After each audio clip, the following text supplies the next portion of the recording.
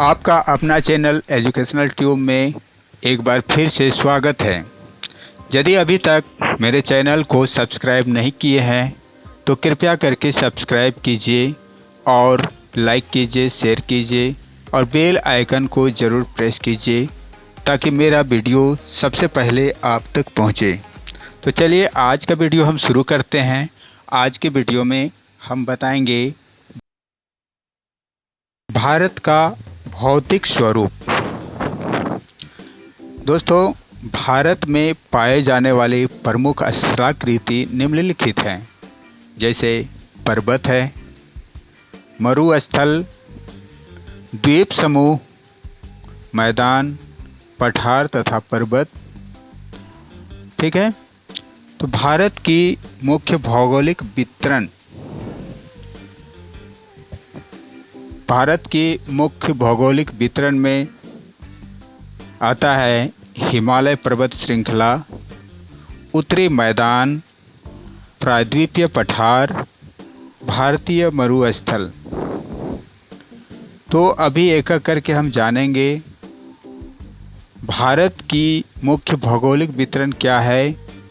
हिमालय पर्वत श्रृंखला, उत्तरी मैदान, प्रायद्वीपीय पठार, भारतीय मरुस्थल, तटीय मैदान और द्वीप समूह। तो एक एक करके हम सभी के बारे में जानकारी देंगे। जैसे सबसे पहले है हिमालय पर्वत श्रृंखला। भारत की उत्तरी सीमा पर विस्तृत हिमालय भूगर्भीय रूप से युवा एवं बनावट की दृष्टि से बलित पर्वत श्रृंखला है। ये पर्वत श्रृंखलाएं पश्चिम पूर्व दिशा में सिंधु से लेकर ब्रह्मपुत्र तक फैली हुई है। ये 2400 किलोमीटर की लंबाई में फैले एक अर्धवृत्त का निर्माण करते हैं। इसकी चौड़ाई कश्मीर में 400 किलोमीटर एवं अरुणाचल प्रदेश में 150 किलोमीटर है। सबसे उत्तरी भाग में विस्तृत श्रृंखला को महान या आंतरिक हिमालय या हिमाद्री कहते हैं। यह सबसे सतत श्रृंखला है जिसमें 6000 मीटर की औसत ऊंचाई वाले सर्वाधिक ऊंचाई वाले शिखर हैं। ठीक है। अगले स्टेप में हम जाते हैं। यहाँ देखते हैं कि हिमालय के कुछ ऊंचे शिखर क्या हैं।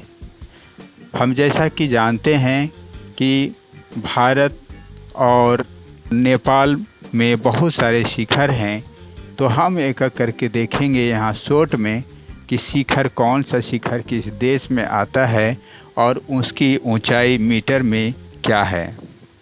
तो सबसे पहले हम देखते हैं माउंट एवरेस्ट, जो नेपाल में पड़ता है और इसकी ऊंचाई 8848 मीटर है। दूसरा है कंचनजंगा, ये हमारे देश भारत में पड़ता है और इसकी ऊंचाई 8598 मीटर है।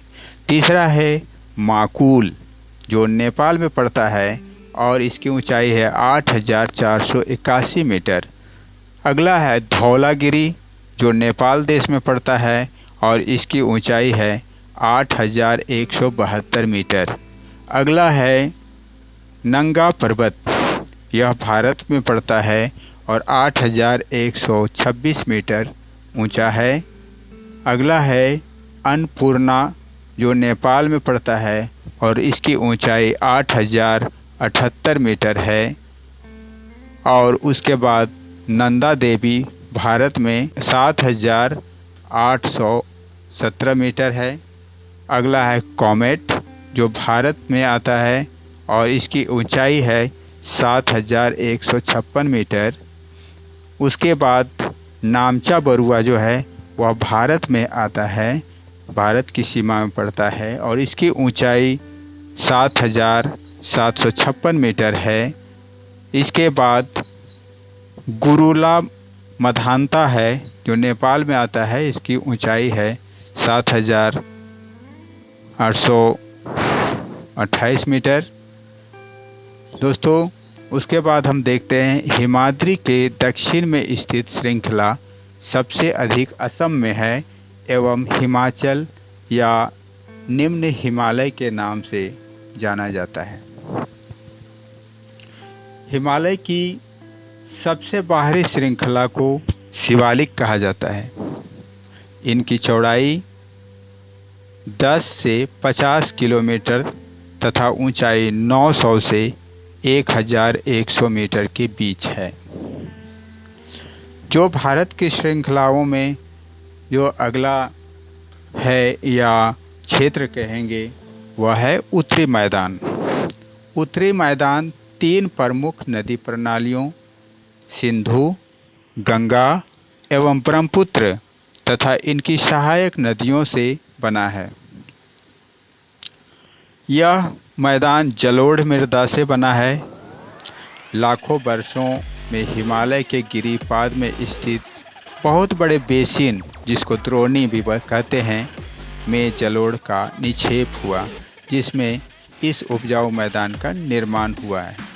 इसका विस्तार 7 लाख वर्ग किलोमीटर के क्षेत्र पर फैला है। यह मैदान लगभग 2400 किलोमीटर लंबा एवं 240 से 320 किलोमीटर चौड़ा है। हम उसके बाद देखते हैं नदियां अपने निचले भाग में गाद एवं एकत्र हो जाते हैं, जिसके कारण बहुत सी धाराओं में बढ़ जाती है। इन धाराओं को वितरिकाएं कहा जाता है। तथा सतलुज हिमालय से निकलती है। मैदान के इस भाग को दोआब कहा जाता है। उत्तरी मैदान को मोटे तौर पर 3 उपवर्गों में विभाजित किया गया है। उत्तरी मैदान के पश्चिमी भाग को पंजाब का मैदान कहा जाता है। सिंधु तथा इसकी सहायक नदियों के द्वारा बनाए गए इस मैदान का बहुत बड़ा भाग पाकिस्तान में स्थित है। सिंधु तथा इसकी सहायक नदियां झेलम ए, चेनाब ए, रावी ए, ब्यास कहा जाता है। दोआबों की संख्या बहुत अधिक है। ठीक है। गंगा के मैदान का विस्तार घग्गर तथा तीस्ता नदियों के बीच है। यह उत्तरी भारत के राज्यों हरियाणा, दिल्ली, उत्तर प्रदेश, बिहार तथा झारखंड के कुछ भागों तथा पश्चिम बंगाल में फैला हुआ है। नदियां पर्वतों के नीचे उतरते समय शिवालिक की ढाल पर 8 से 16 किलोमीटर की चौड़ी पट्टी में गुटिका का निक्षेपण करती है। इसे भाबर के नाम से जाना जाता है। प्रायद्वीपीय पठार। प्रायद्वीपीय पठार एक मेज की आकृति वाला झील है जो पुराने क्रिस्टलीय, आग्नेय तथा रूपांतरित शैलों से बना है। इस पठार के 2 मुख्य भाग हैं, मध्य उच्च भूमि तथा दक्कन का पठार। दक्षिण का पठार एक त्रिभुजाकार भूभाग है जो नर्मदा नदी के दक्षिण में स्थित है। उत्तर में इसके चौड़े आधार पर सतपुड़ा की श्रृंखला है, जबकि महादेव कैमूर की पहाड़ी तथा मैकाल श्रृंखला इसके पूर्वी विस्तार है। अब हम देखते हैं भारतीय मरुस्थल। भारतीय मरुस्थल अरावली पहाड़ी के पश्चिमी किनारे पर थार का मरुस्थल स्थित है। इस क्षेत्र में प्रतिवर्ष 150 मिलीमीटर से भी कम वर्षा होती है। पर्याप्त जल नहीं मिलने से वे समुद्र तक नहीं पहुंच पाती है और केवल लूनी ही इस क्षेत्र की सबसे बड़ी नदी है। अब हम देखते हैं तटीय मैदान के बारे में। तटीय मैदान प्रायद्वीपीय पठार के किनारों संकीर्ण तटीय पट्टियों का विस्तार है। यह पश्चिम में अरब सागर से लेकर पूरब में बंगाल की खाड़ी तक विस्तृत है। पश्चिमी तट पश्चिमी घाट तथा अरब सागर के बीच स्थित एक संकीर्ण मैदान है। इस मैदान के 3 भाग हैं। तट के उत्तरी भाग को कोंकण अर्थात मुंबई और गोवा का क्षेत्र आता है। मध्य भाग को कन्नड़ मैदान तथा दक्षिण भाग को मालाबार तट कहा जाता है। बंगाल की खाड़ी के साथ विस्तृत मैदान चौड़ा एवं समतल है। उत्तरी भाग में इसे उत्तरी सरकार कहा जाता है, जबकि दक्षिणी भाग में कोरोमंडल तट के नाम से जाना जाता है। ठीक है, तो तथ्य यहाँ पर क्या सामने आया?